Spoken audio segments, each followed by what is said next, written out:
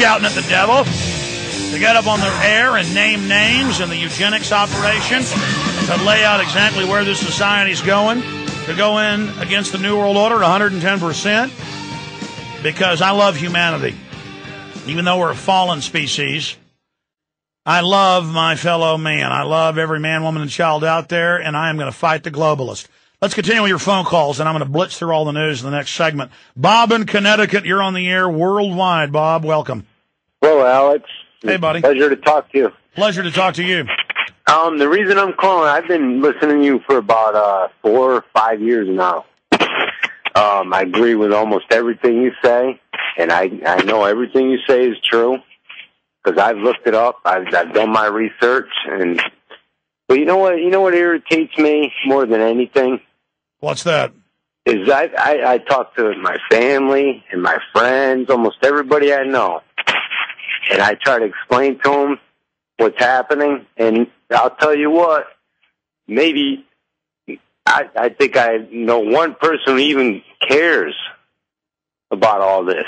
Well, let me explain something, though. 5% won the Revolutionary War. About 1% started it in 1775 until 1783, 84, 1785. And so over and over again throughout history, it is a minority. It was less than 1% that was against slavery in 1800, the abolitionist. But by 1868, so, sir, well, let me just, but for those that don't know, we have a lot of listeners who are hearing this and it'll be discouraging. All I found is that I'm able to affect change, get things done, stop evil legislation anytime we fight back. Yes, the majority of people are dumbed down, literally brain damage from sodium fluoride, mercury in the food, in the shots, the aspartame they're drinking. All of this is eugenics. And so they don't respect themselves. When my question is, when will people ever wake up and actually stand up for their own, your own rights or your own security? Why does everybody have to put up with this? Listen, I hear you, brother. No. They're attacking us day after day. Like, I have kids, I have family. I know they're attacking my kids, and I have one kid in public school. I know how they are. I know what's going on. It's nonstop. Like, they're after us. I don't know. I had Hays County try to kidnap the 8-year-old daughter of one of my employees this week. It was all over the newspaper. I know. I heard it. I listen every day. People make me sick. I mean, it's just everywhere. No, listen, I hear you, and I understand your frustration. It's just like Nazi Germany or Soviet Russia or Maoist China. It's got to get worse and worse and worse because the average person deep down doesn't have respect for themselves and is scared to stand up, scared to speak out. They don't understand that human destiny is all about standing up, all about being leaders. But mainly the public, adults watch over 4 hours of TV, the youth over 5 hours of TV a day, and the average grows every year. I saw the study a few months ago, the latest numbers. People are watching on average about 20 more minutes of TV a day every year. It just keeps compounding. And television with the flicker rate and the images admittedly puts you into a lower brainwave. It puts you into a sleep state. So do video games. These are just scientific facts. You can search engine, Google the term Alzheimer's, television viewing, it literally fries your brain. Whereas radio and reading boost your brain, your neuron connections, because when you hear me say yellow bicycle or Cape Canaveral or space shuttle or the dimensions of Miss America. What do they say, 22, 36, whatever, I don't know. What's the dimensions of Miss America? Pull it up and I'll say it on air. When I give those dimensions, you imagine a woman with large breast, a small waist, nice figured, you image that. If I say space shuttle, you image space shuttle. That makes new neurons, new connections. With television, you go into suspended disbelief.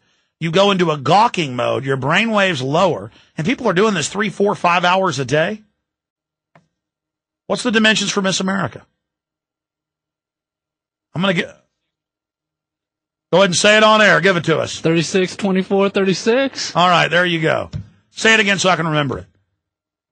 36, 24, 36. All right, there you go. Now you're all imaging girls in bikinis up on a stage. But if you were watching television, you would just be watching the girls on the stage. Same thing with reading. Reading, you have to imagine it. It causes multifaceted, three-dimensional and four-dimensional connections in the thought processes. I'm already digressing. What does it matter? Folks, can you get mad? Getting mad can break you out of your... Number one, people aren't just mesmerized or under a spell. They're also societally under peer pressure. They're supposed to bike ride 5 hours a day or, once a week, or jog 2 hours a day. They're supposed to be in perfect shape, be a yuppie, have a short haircut, do the whole fake corporate lingo to climb up the ladder. They're all scared to death inside of what people think of them. I sit there and I watch crowds of people. I watch the hippie types and the yuppie types and the good old boy types and the gangster types and the Mac Daddy types and the environmental control freak types and all the types. And that's like a costume people put on. And we all are how we grew up and what we like and, what we're into. I'm not knocking any of that. The issue is I sit there. I was at the gym today and I was running on the treadmill to get warmed up. And I was, before I went and lift weights, and I was watching people in the parking lot going next door to a Mexican food restaurant. And I was watching young people and old people and, good looking women. And the good looking women were so insecure. They'd get out and adjust their pants and they'd adjust their bra and they'd adjust their hair and they'd kind of, get in their beautiful mode of kind of sticking their chest out and swaggering into the Mexican food restaurant. And I'd watch the men get out and look at their car and adjust their wallet and kind of stick their chest out. And I'm not a peacock, okay? And I know I do all those mannerisms as well. But above that, I've got my other levels of thought going on about just how amazed I am to be alive in this galaxy on a planet hurtling through space, orbiting a sun, and the deep oceans filled with all these little, millions of different forms of life and fish and plankton and krill and huge forest and sunsets and the moon and just the incredible dynamicness of life. I'm just mouth hanging open, unbelievable. And through that, I just what you could call ultra confident. I have transcended being insecure in a crowd of people. I have transcended caring what people think about me. I could, with my little pot belly, waddle out naked on a stage in front of people. It would mean nothing to me. A billion people laughing at me would mean nothing to me. Humiliation means nothing anymore. I mean, it's crazy. And I realize I'm free of programming now, or becoming more and more free. Whereas the public is taught by Madison Avenue and advertisement and culture and school and then their friends and family regurgitating media propaganda on them. So it, takes on a reality in the streets and in business and in life and in church. They're all scared to death. They're desperately trying to dress just right, act just right, so somebody doesn't think something about them. My problem going to the extreme, though, is that I won't dress nice. I won't comb my hair. I'll not care what I look like. So I've got to remember that it's more effective fighting the New World Order if I dress nice and comb my hair. Because I'm literally thinking about deep space nebulas, quantum mechanics, off-world space colonies we should build, just absolutely all sorts of exploration, ideas, humanity, and what the globalists are doing to us and how do we stop them. We'll be right back.